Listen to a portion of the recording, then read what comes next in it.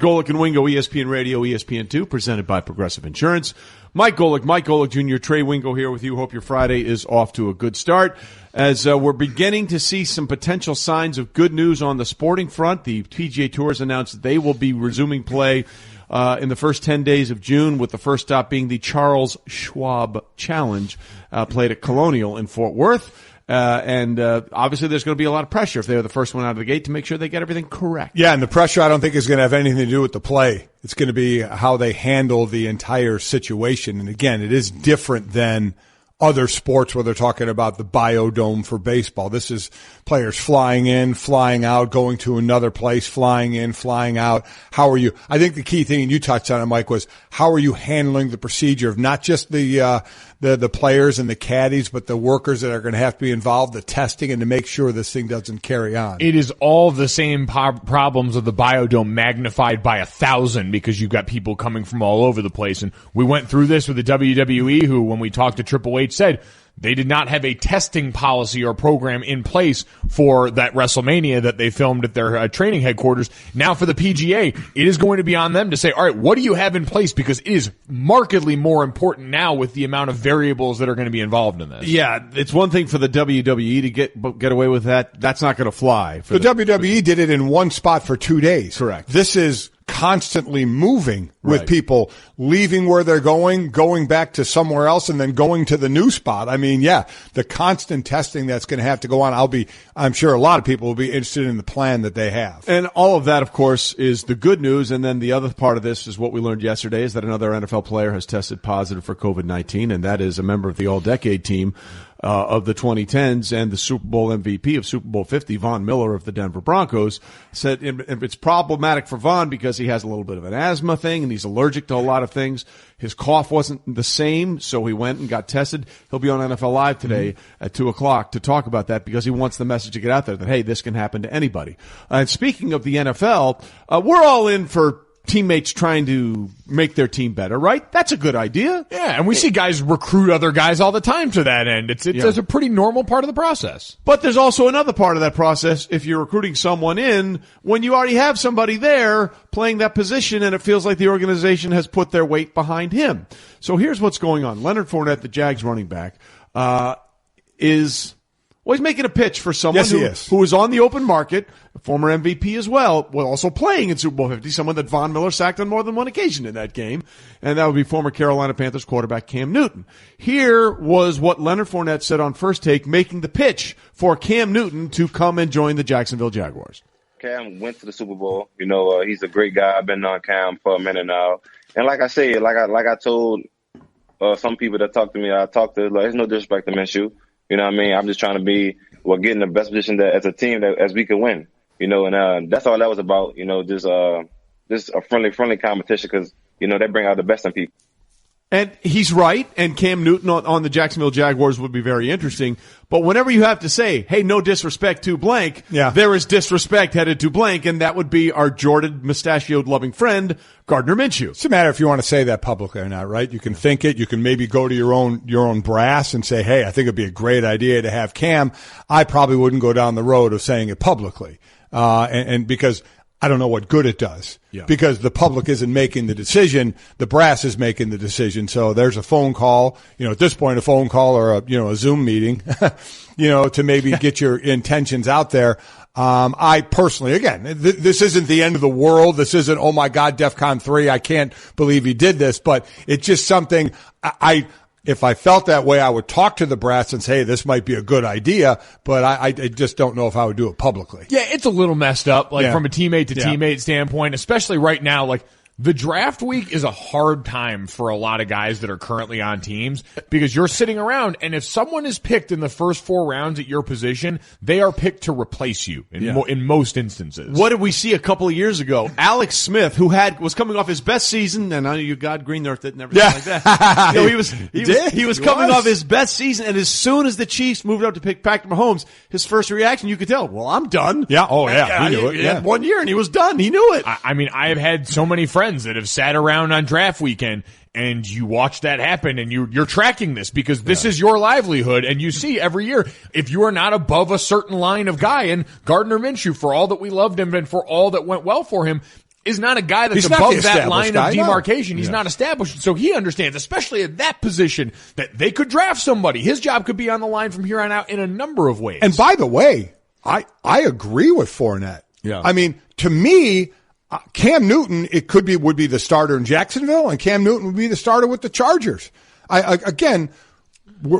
have to assume, because you can't check, that I'm saying health being good in this.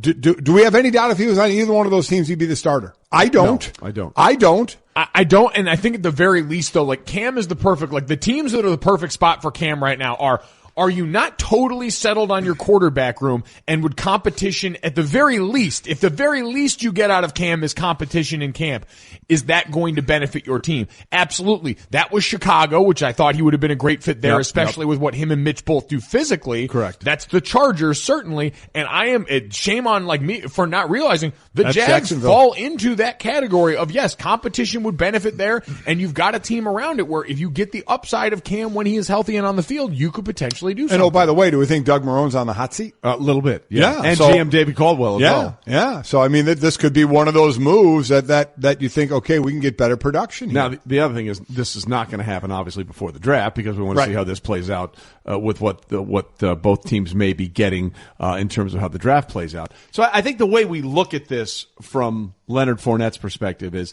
the idea is solid. The execution maybe not so much, right? Yes, yeah. That's the best way. That's what I would say. Again, the public isn't making this decision. You can couch it a little differently and go ahead and tell the brass all you want privately. And by the way, in our Golic and Wingo mock draft, Javon Kinlaw went to Jacksonville to kind of replace to replace Beast, Calais Campbell, Marcel Darius. Exactly. They got bludgeoned in there. So. Yeah, they did. So again, and it's funny that it was coming from Fournette, who's had his issues. Yes, he has with the front office. Let's be honest. He had his issues with Tom Coughlin. Tom Coughlin is no longer there. Correct. So, but yeah, I think the idea is a good idea. The execution of the idea, I don't think was too good. Yeah, Tom Coughlin being there is the only reason we can even entertain this conversation as realistic. Exactly right. Speaking of completely unrealistic conversations, let's set up our next Tale of the Tape on a Friday. Yes. Baldy McBaldy version. Yes. The Tale of the Tape, our Friday manufactured bits of competition around here on Golic and Wingo. And content. We have done movie football players in the past. We have done, I believe, we haven't done movie boxers yet. That one might be in the work. We've done movie baseball players in a lot of this. So you get the idea. In honor of The Last Dance, the Michael Jordan and Bulls documentary coming out on Sunday, we wanted to honor great bald athletes. Our first round went to Brian Urlacher in the NFL Bald Legends division. He was going up against James Harrison. Brian Urlacher won with 57.2% of the vote. Can I just say it was that big? James, that wasn't the three of us. Correct. Don't be mad at us. Everybody out there voting, so don't come looking for us. Who else wants some of Debo? So we've got that one taken care of. Our vote up for this hour, our Tale of the Tape Bald Legends second round, is the WWE division. Let's go to our first challenger. At 6'2", though he's listed at 252 pounds, in our hearts he'll always be 316. The official human form of all the world's dad strength is the #1 authority on leather jackets and beer, and that's the bottom line, 'cause Stone Cold said so. The Texas Rattlesnake, out of the University of North Texas, Stone Cold Steve Austin. That's some of the best intro music there is. It's awesome. It is some of the best intro music there is. Right there. Here's the problem. All of that is great. And, Stone Cold, awesome, perfect. The music is phenomenal. But the next guy, I mean, this is almost unfair to Stone Cold. Well, you know what? Is it? I was going to say, wait for that. As Stone Cold would actually probably tell you, Trey, hold my beer, but here is the next challenger. A 6'5" defensive end / wrestling champion / actor / producer / Tooth Fairy and Scorpion King, all in a perpetually tan and slightly sweaty t-shirt. If he's not chugging tequila in the Iron Asylum, then he's probably cooking up something else that you will undoubtedly smell. It will be of high caloric intake. Out of the U, Dwayne "The Rock" Johnson. If you smell what The Rock is cooking. Let me tell you what, some of the best cheat day meals you'll ever see. Oh my God. When he puts them up on Instagram as cheat day, they're just awesome.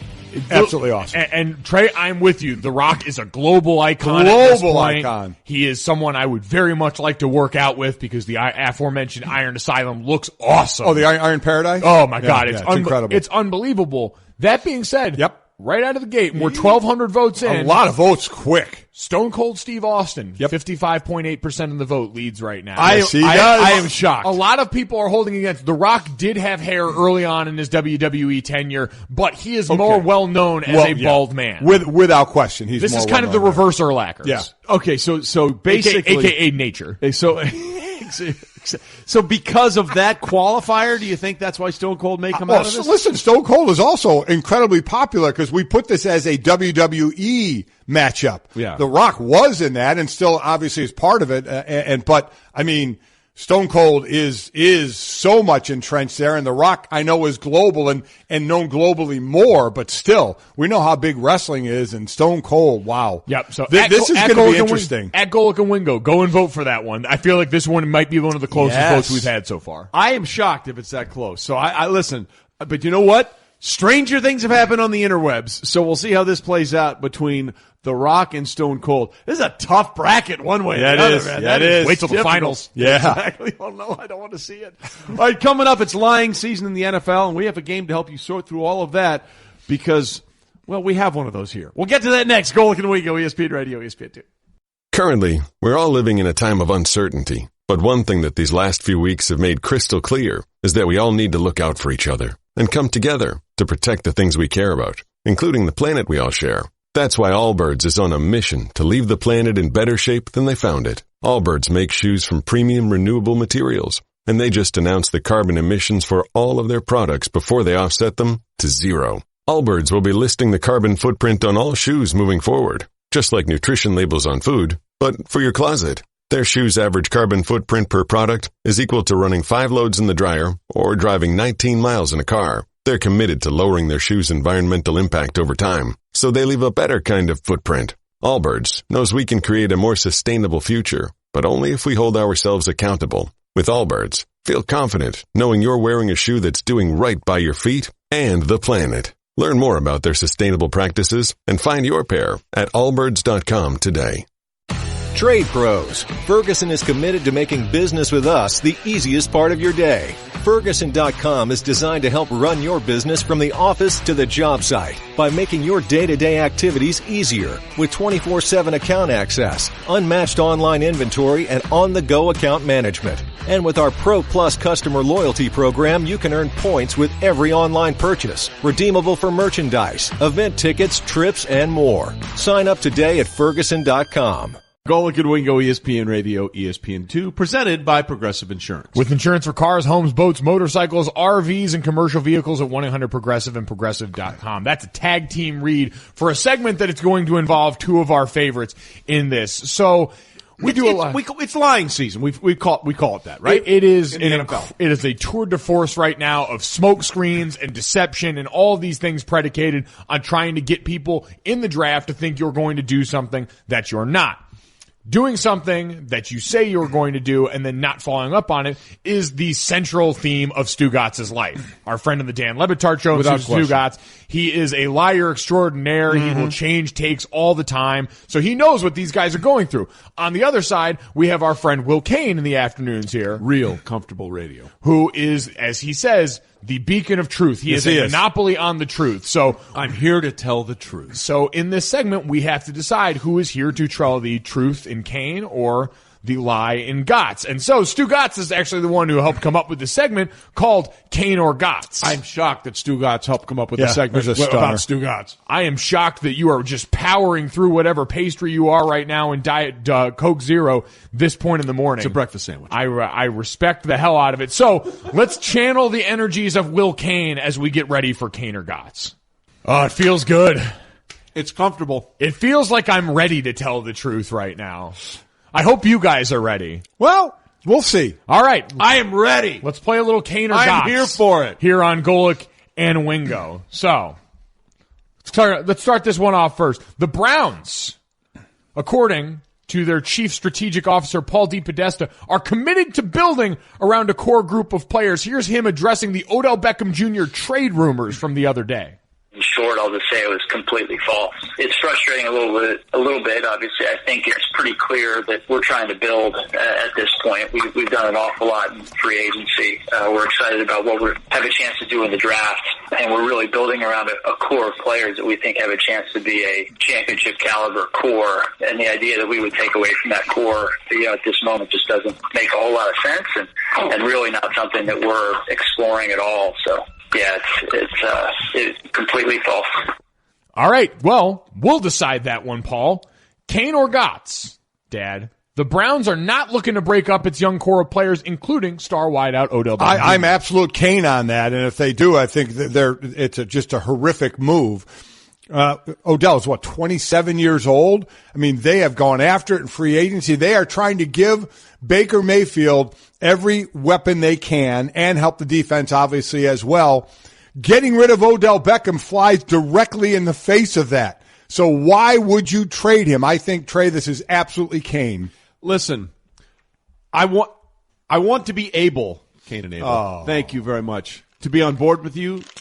And the Browns have made so many missteps over the years, but they got a lot of smart guys in the building right now. Almost everybody there has an Ivy League education, from Stefanski to DePodesta.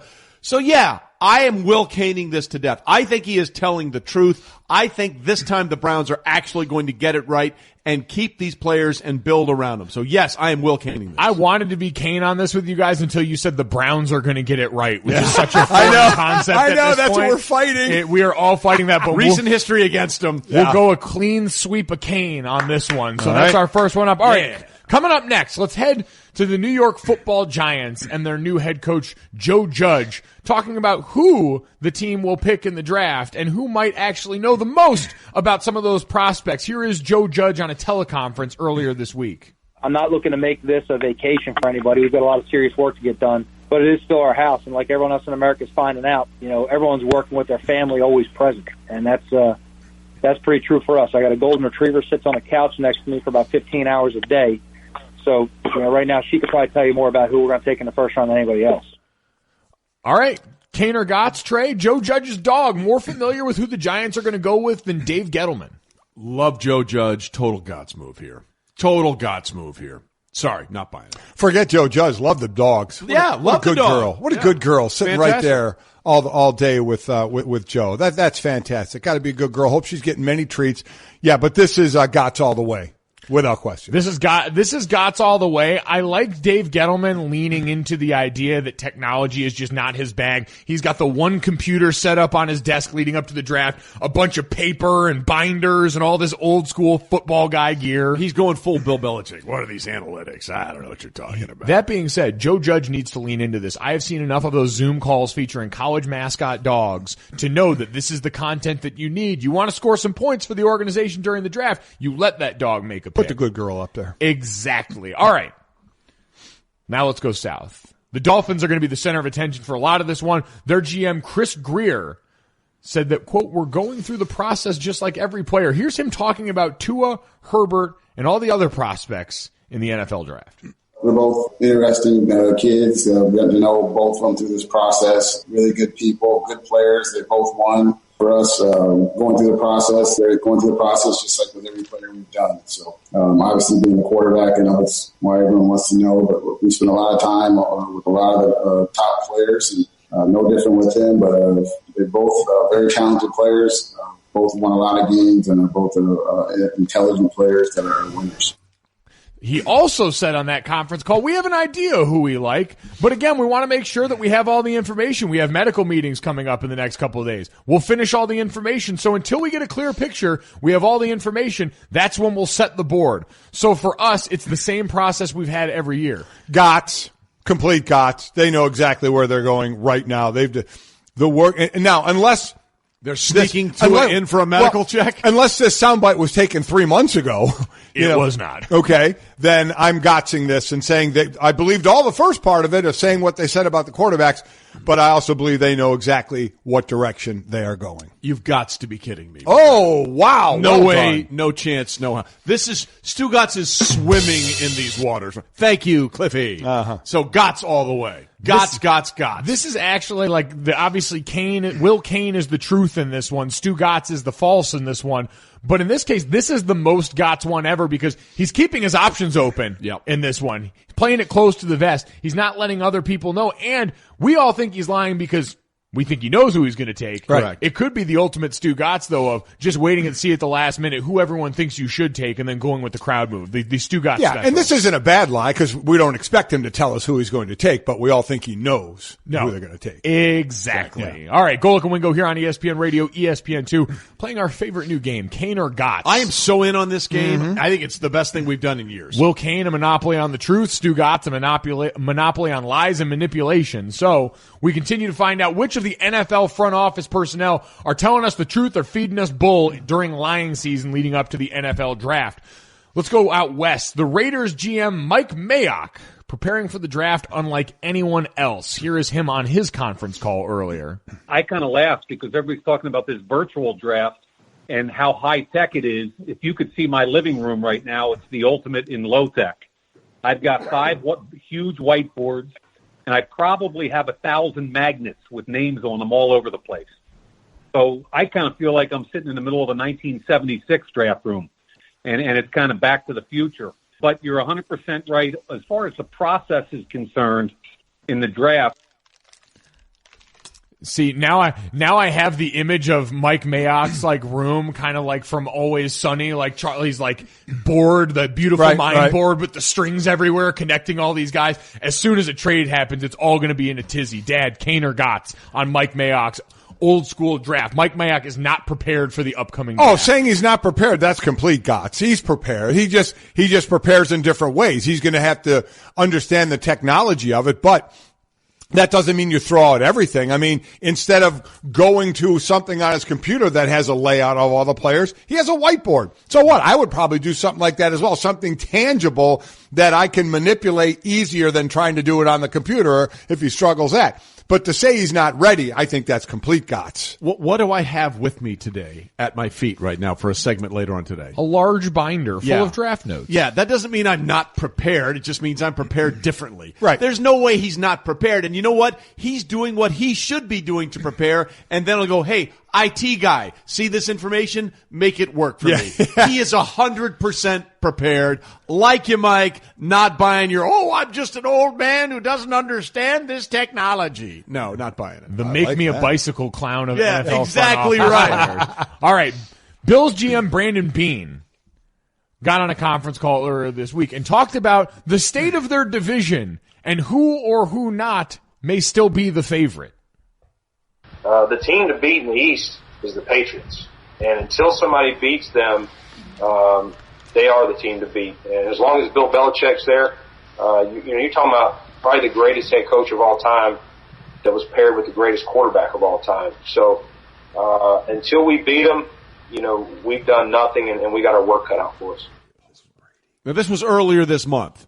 So, listen, I think he's Will Caning it. I think listen, the Bills played the Patriots really tough twice last year. And you know what happened? They lost both damn games. So if I'm the GM of the Bills, if I'm anybody with the Bills, if I'm anybody in the AFC East, it's like, yeah, it's possible, but until we show we can knock down the 800-pound gorilla in the room, absolutely he's correct.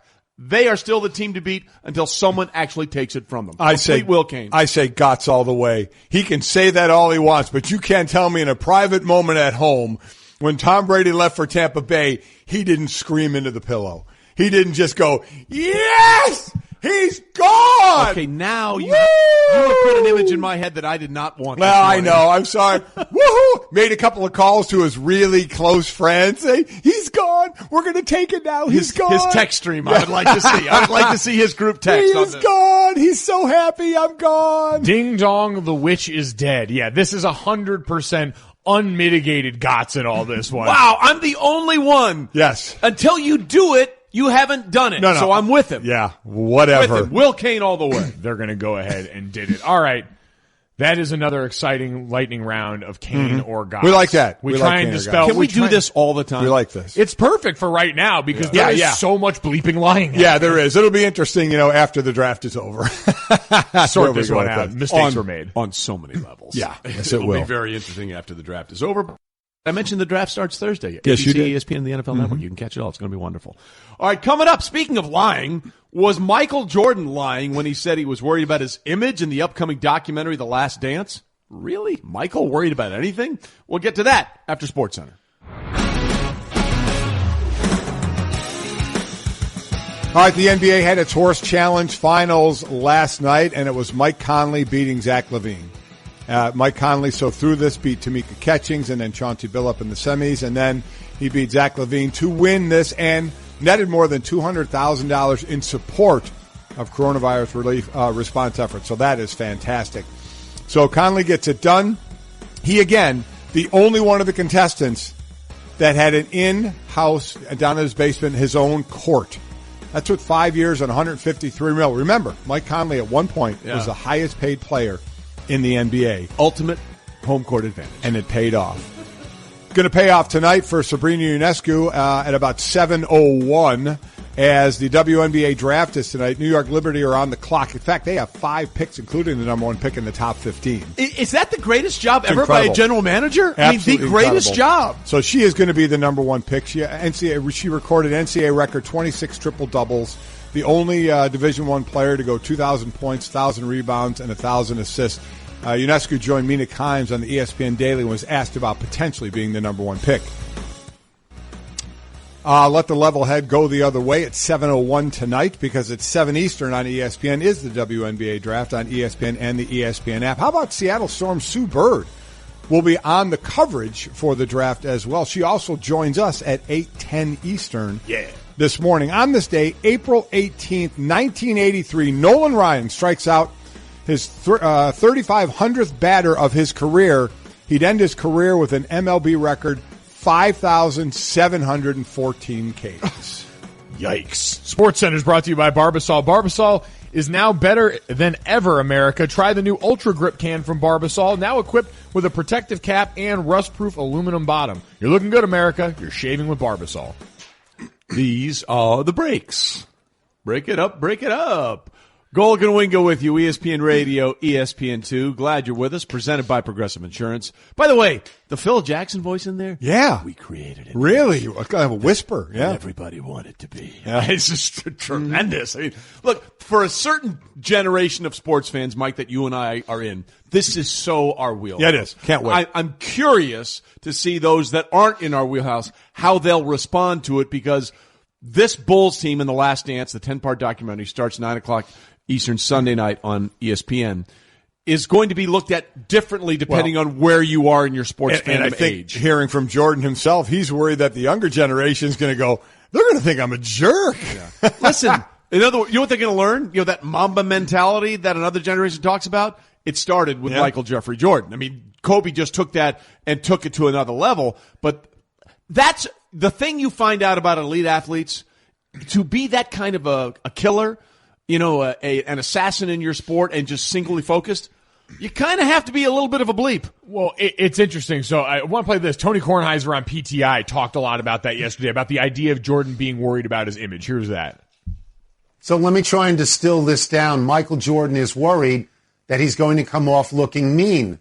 Well, he was mean. He punched Steve Kerr in the mouth. He was mean to all of his teammates wherever he went. And I said this about Kobe Bryant. He was the same with teammates. He was mean to teammates. Here is the trade-off. You allow people to behave in a certain way because they are great players, because they're going to win you a championship. At the end of this documentary, I'm pretty sure Michael Jordan and his teammates are holding up a trophy. So what is socially unacceptable in terms of behavior is not unacceptable in the court or in the locker room. Jordan is going to rationalize it, and he's going to say, I had to make this kid tough. And that's true.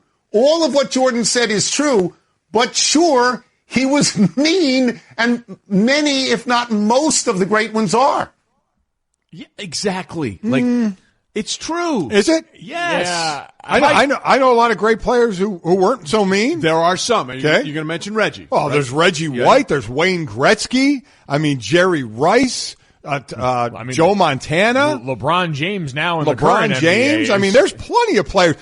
The way Jordan and Kobe did it is a way. It is by no means the way. Okay? Yeah. You can do it both ways. It happened to work for Jordan that way. It happened to work for Kobe that way. But don't sit there and tell me that you have to be that way to be as great as they were, because you do not. I'm not saying they have to. I'm saying that a lot of athletes that I know I just are named that you a way. bunch that are some of the greatest of all time. And that's wonderful. So name me some of the other great players of all time that were mean like that. Tiger Woods. Tiger Woods? Oh, absolutely. Tiger Woods wasn't mean to other people. Tiger Woods was caddy? focused. Tiger Woods had the focus, didn't talk to people. Hold on. Well, I'm telling you.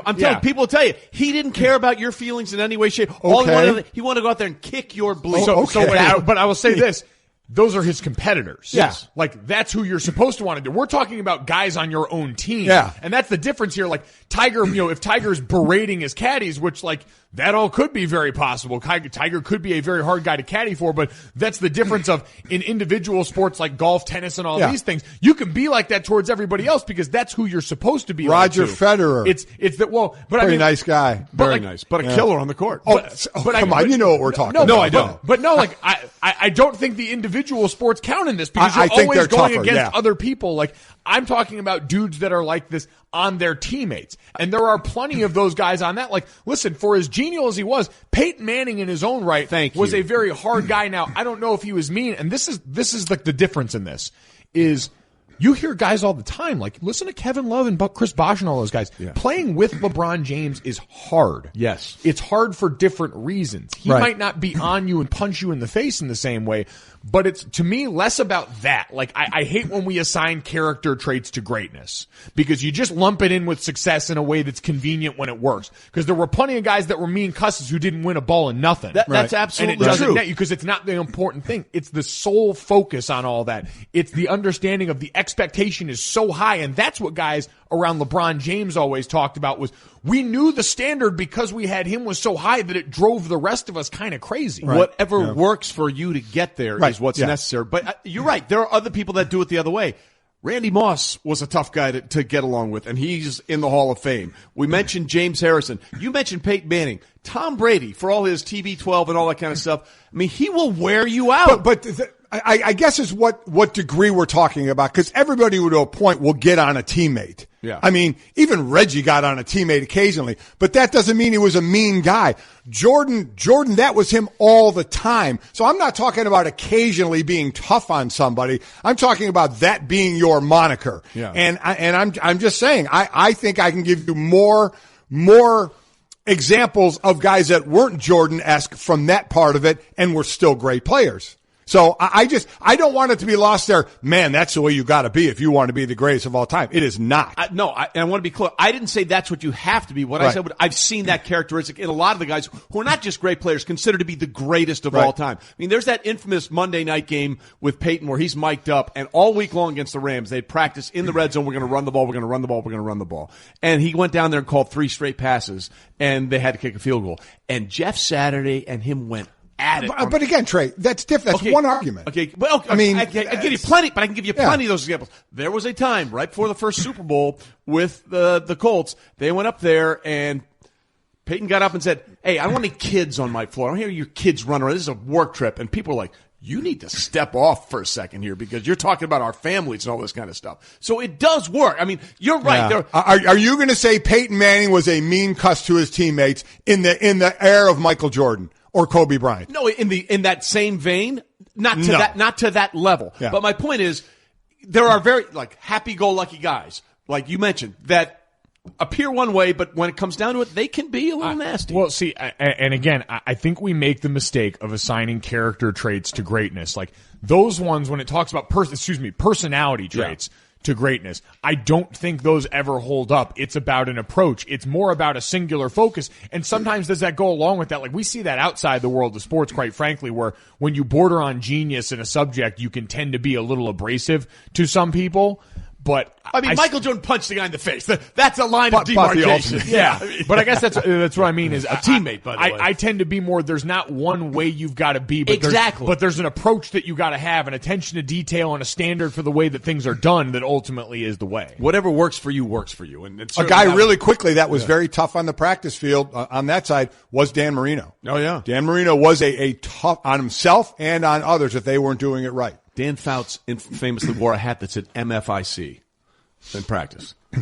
Mother bleeper in charge. I mean, he wanted everybody to know. By the way, Golic and Wingo reminding you to tune into The Last Dance, a behind-the-scenes look at the 90s Bulls dynasty. That 10-part series begins April 19th, 9 o'clock Eastern, ESPN. And it's listening to the wrap-up broadcast brought to you by Jalen and Jacoby, immediately following the broadcast, presented by State Farm and AT&T, available wherever you enjoy your podcast. Support for the Best of Golic and Wingo podcast comes from our friends at Rocket Mortgage by Quicken Loans. Home today is so much more than it was yesterday, but at Rocket Mortgage, home is still all about you. During these challenging times, the top priority at Rocket Mortgage is the health and safety of the communities they serve. If you need mortgage assistance, their team is available 24/7 to answer questions and offer solutions. Whether that means saving money on your mortgage or finding a new way to navigate payments. From their home to yours, the team at Rocket Mortgage is with you. Visit rocketmortgage.com/Golic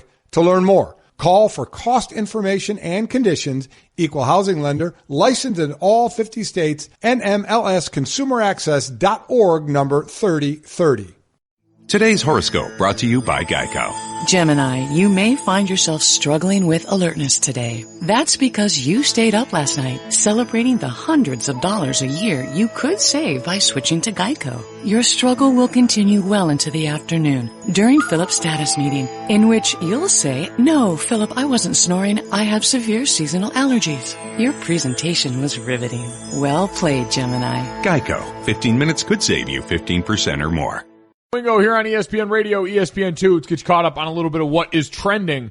Broncos star Von Miller tested positive for COVID-19. Miller's announcement comes one day after the news of Rams center Brian Allen telling Fox Sports that he had tested positive for the virus. They're the first active NFL players known to have tested positive. Miller said, quote, "It's true," he told 9 News over the phone. "I've just been here in the crib and I started to get a little cough. You know I have asthma and started getting a little cough a couple of days ago. My girlfriend told me when I was asleep, she said my cough, it didn't sound normal." The Broncos released a statement saying Miller, quote, "elected to share his diagnosis publicly to emphasize that anyone can be afflicted with coronavirus." Von Miller, again, will join NFL Live at 2 p.m. Eastern time today to talk about this and more.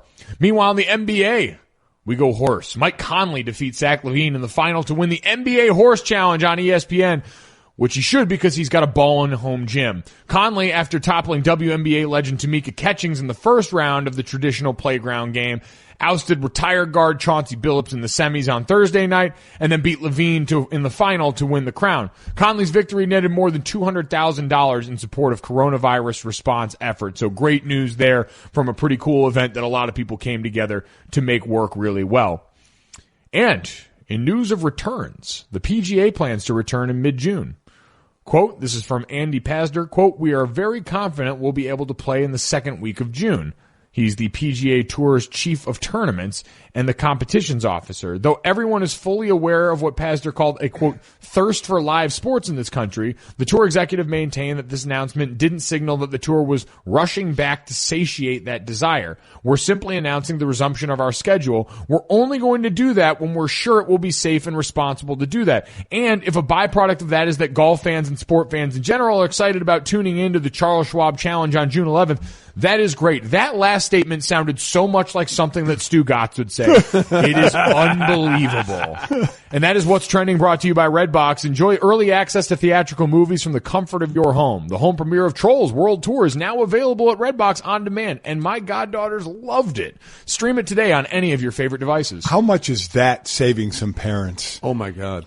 That show. By the way, holy smokes. Of all the things that you're doing in this self-shelter-at-home, stay-at-home stuff, my on-demand bill is through the roof. It is, but if you have kids, if you can find that movie or that show that's going to tame them for a little bit. Well, Frozen 2 came out early on Disney Plus. It has all been a big lift. All my friends, their kids are like 2 and 3 years old, and Kyle Rudolph plays for the Vikings. I was talking to the other day, and he's like, I wanted to watch Blockers, that hilarious movie with John Cena and everyone else.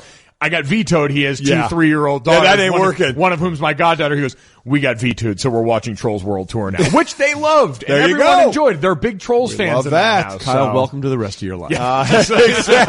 Your choice doesn't matter at all. What you think is no longer relevant until about 22. I'm not gonna lie. I watched Trolls for the first time with Kyle's daughters, Andy and Finn, and really good movie. Like, I hadn't seen it yet. Great songs in that one. Lots of good colors. I will say it again. Lots of good colors. That's all kid wants are sounds and colors. And I realized I am like a baby. Like, if Justin Timberlake is singing awesome songs at me and there's a lot of fun colors on the screen, I'm good. I'm good. I'm a baby. I'll say again, to get Mike to chill for a while, when he got rambunctious as a youngster, Sinead O'Connor, Nothing Compares to You. Really? Unbelievable. Trey, we would put that video on. And no matter what he was doing, he would stop and just stare, because basically the video is just her bald head on the screen and the song, and he would just stare at her. And I mean, man, when he was in a bad way, did we loop that sucker? Yeah. And who knew all those years later he would turn into I Sinead know. O'Connor? I mean, exactly right. But it was an amazing. Everybody has a story like that, though. As a kid, it was one of the funniest things to watch his reaction. I guess at that point it's by anything necessary. Yes. You got to call Sinead in from the bullpen. Yes, you do. Listen, when you have 2 kids under the age of 6, any port in a storm. That's exactly right. It's like the mean athlete. If it works, you stay with it. Amen. Golic and Wingo is presented by Progressive Insurance. At Progressive, they're making things even easier. They'll help you bundle your home and car insurance together so you can save on both. Learn more at Progressive.com or at 1-800-PROGRESSIVE. And, of course, we want to do our part to acknowledge those in this very strange time that we live in that are doing their small part or their large part, whatever they're doing in their community, to make sure we keep going forward as a society. We're calling it Hometown Heroes. You know, we bring a lot of people on the show who are well-known pro athletes and a lot of stuff that they're doing in these times. But there's so many people out there that aren't the big-time stars, but what they're doing is just as important or as important as what those others are doing. And we want to recognize that. So we want you to tweet us, and we'll give you a website as well, at Golic and Wingo. Make sure you use the hashtag Hometown Hero. Tell us about somebody in your hometown. Give us their name. Give us what they do. Give us a video. Give us a picture or just an explanation.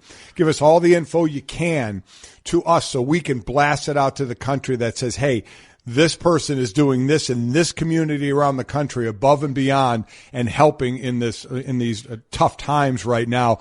And you guys have been great about it. Let's keep it going, because there's a wonderful gallery on our website. Yeah, this part's getting really cool the more and more I go back to it. GolicandWingo.com is the website that our great team here got put up, where you can enter all that information, where you're from, who the person that you want to spotlight is. You can even throw pictures up there. And this is one of my favorite ones yet. So we got a submission from Toledo, Ohio, from Ali A. Ali is my father, and with the help of my mother, Samira, has been spending their quarantine time hand-making masks and donating to local police departments, hospitals, medical offices, and essential professionals across Ohio, Florida, Michigan, Illinois, and Wisconsin. Combined, they've produced close to 1,000 masks. Here is a picture with the Toledo Police Canine Officer and some of the donated masks, and it is Ali, who I'm assuming is whoever this is, father, with a wonderful-looking German Shepherd on the counter by all of the masks. The goodest boy, a canine police officer who deserves our respect and thanks for his or her service, is up here showing off. So that's a good part, is you can see the people too. Right. And that's awesome. All of this is pictures help, because we want to show people this is who is helping. This is who is doing their part. So our thanks to that family there and what they're doing and making a difference. And again, nothing is too small. Nothing is too big. We want to celebrate and acknowledge all of it. And it's awesome. Coming up, there's a Lady Liberty coming to New York, but will she end up with a statue of her own when it's all said and done? We'll get to that next. Golic and Wingo. Today's horoscope brought to you by Geico. Gemini, you may find yourself struggling with alertness today. That's because you stayed up last night celebrating the hundreds of dollars a year you could save by switching to Geico. Your struggle will continue well into the afternoon during Philip's status meeting, in which you'll say, "No, Philip, I wasn't snoring. I have severe seasonal allergies." Your presentation was riveting. Well played, Gemini. Geico. 15 minutes could save you 15% or more.